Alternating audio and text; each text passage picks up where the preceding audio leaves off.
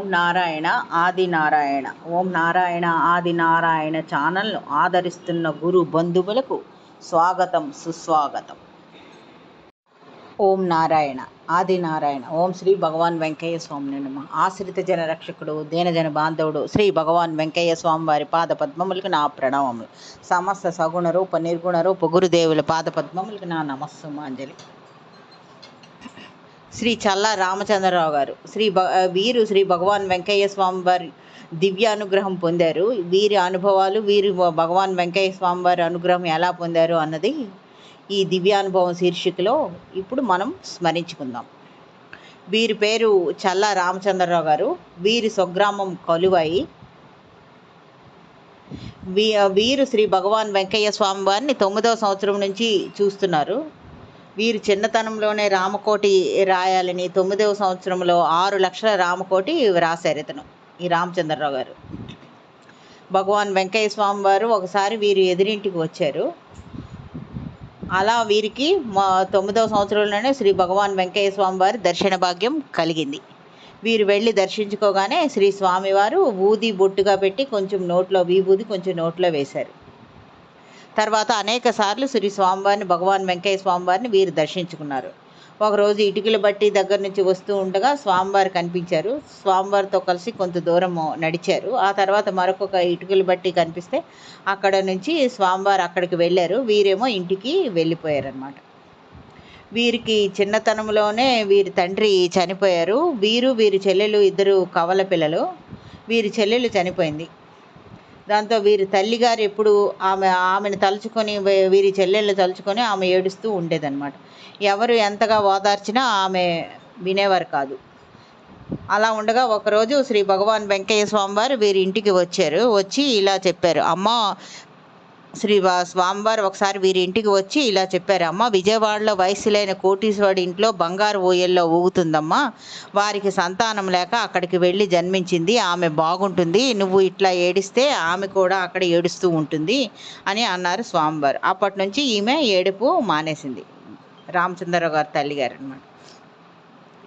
మరొకసారి సోమవారం వీరింటికి వచ్చారు. ఆ రోజు మరొకసారి వీరింటికి వచ్చారు స్వామివారు. ఇంకొకసారి వచ్చినప్పుడు ఆ రోజు సోమవారం వీరి ఇంటికి వచ్చి వీరి ఎద్దులు కట్టే కొట్టాలని చూశారనమాట. ఇది చాలా ఇలా అన్నారు, అది చూసి ఇలా అన్నారు, అది చాలా పెద్దదనమాట. ఇది పురాతనమైన పూరి గుడిస, చాలా పెద్దది. ఒకప్పుడు ఇక్కడ ఎద్దుని పూడ్చారు, అందుకే మీ కష్టాలన్నీ వచ్చాయి. ఇక్కడ 3 అడుగుల పొడుగు, 3 అడుగుల వెడల్పు, 3 అడుగుల లోతు ఉన్న గుంత తీసి అందులో ఉన్న మట్టిని తీసి వేరే మట్టి అందులో వేయండి, దాంతో మీకు కష్టాలు తొలగిపోతాయి అని స్వామివారు వాళ్ళకి చెప్పారనమాట. స్వామివారు చెప్పినట్టుగానే అప్పుడు వీరు అనేక కష్టాలు అనుభవిస్తున్నారు. కానీ స్వామివారు చెప్పిన వెంటనే వారు చెప్పినట్టుగా అక్కడ మట్టి మార్చలేకపోయారు అనమాట. ఆ గుంత తీసి మట్టి మార్చలేకపోయారు.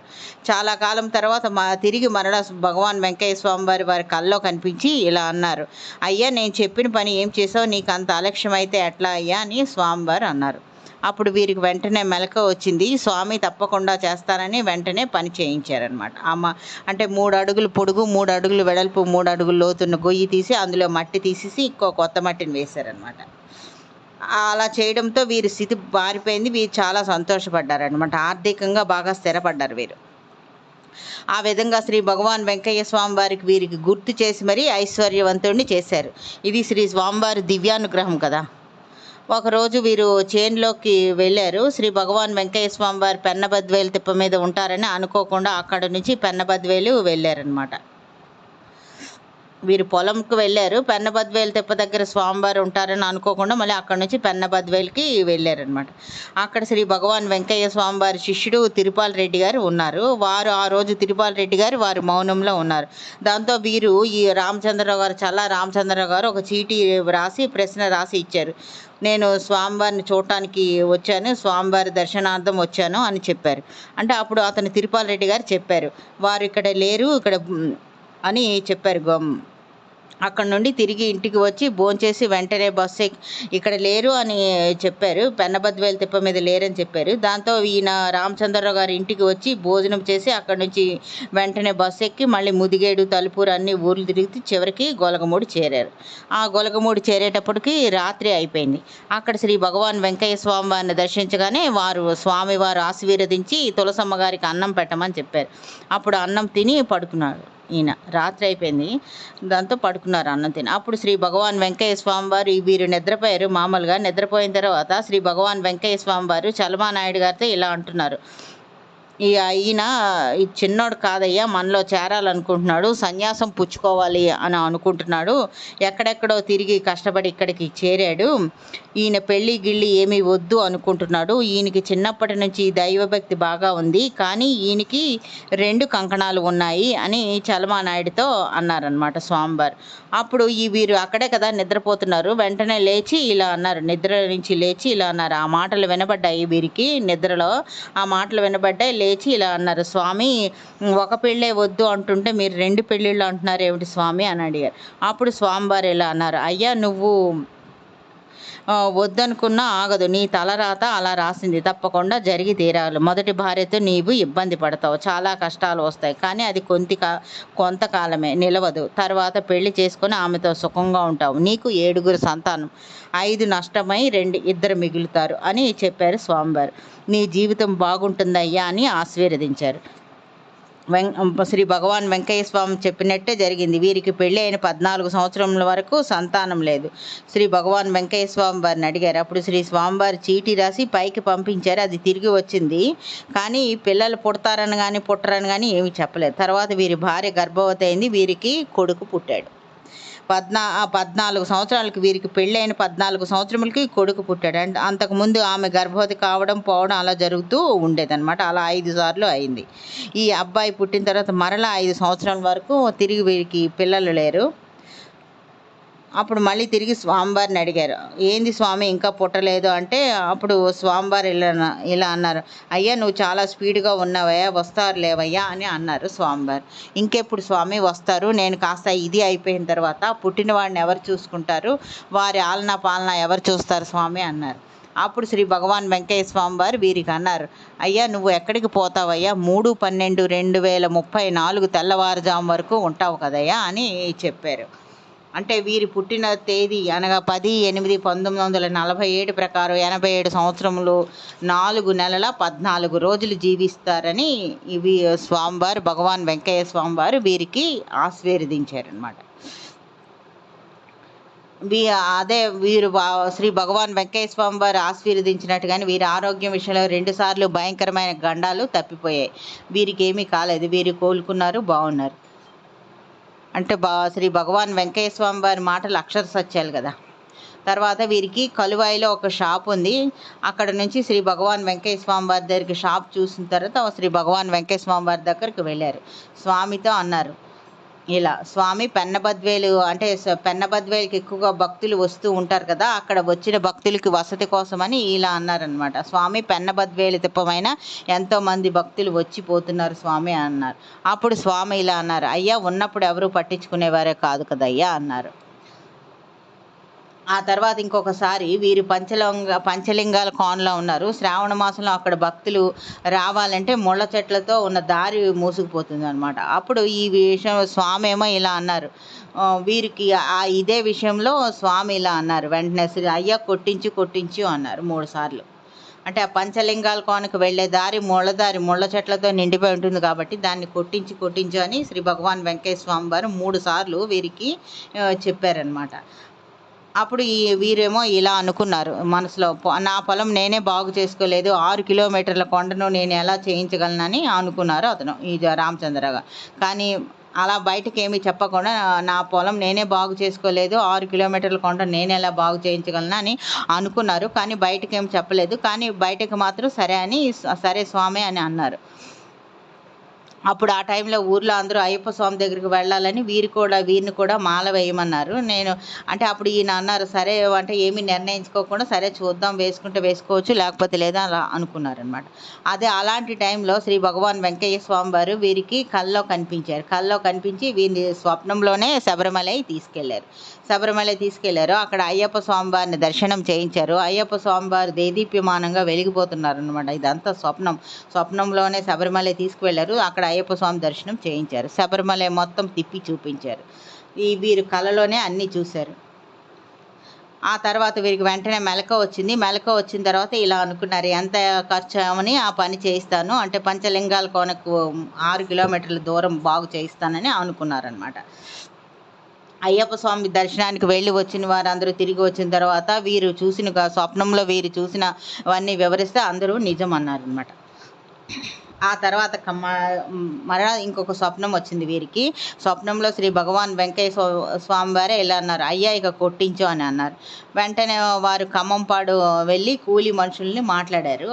అప్పుడు అయ్యా పంచలింగాల కోన దారి చెట్టు కొట్టాలి అని చెప్పారు. పంచలింగాల కోన దారికి చెట్టు కొట్టాలంటే, అయ్యా మీకు కొట్టించడం మీకు సాధ్యమా, 50 మంది కూలీలు అవుతారు, ఒక్కొక్కరికి 15 రూపాయలు అవుతుంది అని వాళ్ళు చెప్పారు. అంటే నేను 100 మందిని తీసుకురమ్మని, వీరు 100 మందిని తీసుకురండి, 100 మందికి నేను డబ్బులు ఇస్తాను అని అన్నారు ఇతను రామచంద్ర గారు.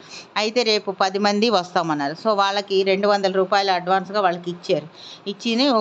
ఉదయం మరుసటి రోజు రావడానికని ముందు రోజే వారికి 200 రూపాయలు అడ్వాన్స్ ఇచ్చారు. కానీ ఉదయాన్నే వీరు అక్కడికి వెళ్ళారు. మరుసటి రోజు ఉదయం వెళితే ఆ రోజు ఎంఆర్ఓ గారు వచ్చి వాళ్ళకి ఇళ్ళ పట్టాలు ఇస్తారన్న ఉద్దేశంతో వాళ్ళు ఎవరూ రాలేదు. ఇంకా వాళ్ళు ఈ రోజు రాము, ఇళ్ళ పట్టాలు ఇస్తారు, రేపు వస్తాము, రేపటి నుంచి ఈ దినం తప్పకుండా మేము పనిచేస్తాము అని అన్నారు. ఈ రోజు మాత్రం మేము ఎవరు రాలేము అనేసారు. దాంతో వీరేమో అందరినీ బ్రతిమాలారు. దాంతో ఒక వ్యక్తి వస్తా అన్నాడు, తర్వాత ఇంకొకరు వస్తామన్నారు, తర్వాత మరొకరు, అంటే 3 వ్యక్తులు వస్తామని చెప్పారు. వాళ్ళని ఆ 3 తీసుకెళ్ళి ఆ దారి 6 కిలోమీటర్ల దారి బాగు చేయించారు. ఆ 3 అద్భుతంగా పనిచేశారనమాట. 6 కిలోమీటర్ల దూరం వాళ్ళ 3 చెట్లంతా నరికేశారు. అది మహా అద్భుతం. 50 మంది చేత కాని పని 3 వానర సైన్యంలాగా పనిచేసి బాగు చేశారు. సాయంకాలానికంతా మొత్తం 6 కిలోమీటర్లు అయిపోయింది. వీరికి ఇది చాలా ఆశ్చర్యంగా ఉందన్నమాట. వాళ్ళు కొంచెం 20 రూపాయలు ఎక్కువ తీసుకుంటా ఉంటే అలా లేదు అని 100 రూపాయలు ఇచ్చారనమాట. ఈ విధంగా వీరు భైరవ కోనలో కూడా ఇలా దారులు బాగు చేయించే పని ఇలా చేశారనమాట. వీరు 10 సంవత్సరాలు ఇలాగ ఎక్కడైనా దారులు సరిగ్గా లేకపోతే అలా చేయించడం అలా చేశారు. తర్వాత వీరికి ఆరోగ్యం బాగోలేదు, షుగర్ బీపీ ఉండడం వల్ల ఇక వెళ్ళలేకపోయారు. ఇంకొక లీల ఇది వీరు ఇలా వివరించారు. వీరి ఊరి దగ్గరే కొత్తపల్లి గ్రామంలో ఒక ఫారెస్ట్ ఆఫీసర్ గారు ఉంటారు, నారాయణ రెడ్డి గారని ఫారెస్ట్ ఆఫీసర్ గారు ఉన్నారు. వారి ఇంట్లో వాళ్ళ అమ్మాయి మెడలో గొలుసు ఎక్కడో పడిపోయింది. దాంతో వెతికారు కానీ దొరకలేదు. దాంతో వాళ్ళ ఇంట్లో పనిచేస్తున్న పనివాడిని పట్టుకొని నీ పని నువ్వే చేసావని కొట్టారు.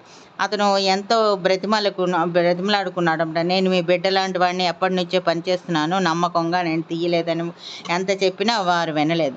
అప్పుడు శ్రీ భగవాన్ వెంకయ్య స్వామి వారు వచ్చారు. ఇలా చెప్పారనమాట. అంటే ఈ పనివాడిని కొడుతూ ఉంటే స్వామివారు వచ్చారు. స్వామివారు వచ్చి ఇలా చెప్పారు, అయ్యా అది ఎక్కడా పోలేదు, మీ ఇంట్లోనే ఉంది, వెతకండి అయ్యా అన్నారు. అప్పుడు అక్కడ ఒక గంపలో ఉలవలు ఉన్నాయన్నమాట. ఆ అమ్మాయి అక్కడ ఆ పాప ఆడుకుంటూ ఉన్నప్పుడు ఆ చైను ఆ ఉలవల్లోకి పడిపోయింది. ఉలవల బుట్టలో ఉలవలు సన్నగా ఉండడం వల్ల అది అడుక్కు వెళ్ళిపోయింది అనమాట. ఆ ఉలవలు తీస్తే ఆ గొలుసు దొరికింది. అప్పుడు శ్రీ స్వామివారు ఎలా అన్నారు, అయ్యా ఆయన అంతగా కొట్టారు కదా అని అన్నారనమాట. వాళ్ళు ప్రత్యాతాపం పొందారు. అప్పుడు శ్రీ స్వామివారు ఎలా అన్నారు, అయ్యా తిని తేనిపోయే వారికి కాదు, ఆకలైన వారికి అన్నం పెట్టండి అయ్యా, ఆపదలో ఉన్న వారిని ఆదుకోండి అయ్యా అని అన్నారు స్వామి.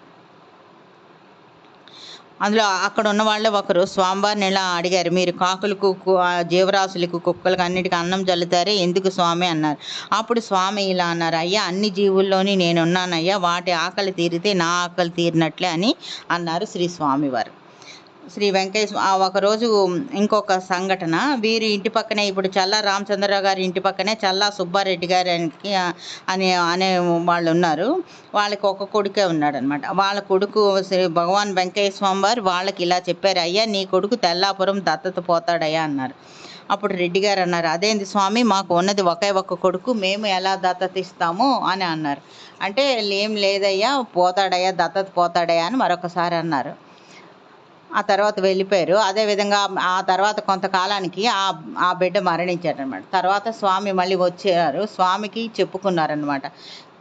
స్వామికి చెప్తే ఇలా అన్నారు, అయ్యా ఆయన దత్తత పోతాడని చెప్పాను కదా అంటూ మరలా ఇంకొకరు వస్తారు లేవయ్యా అని వాళ్ళని ఓదార్చారు. అలాగే వారికి మరలా కొడుకు పుట్టారు. ఓం నారాయణ ఆది నారాయణ.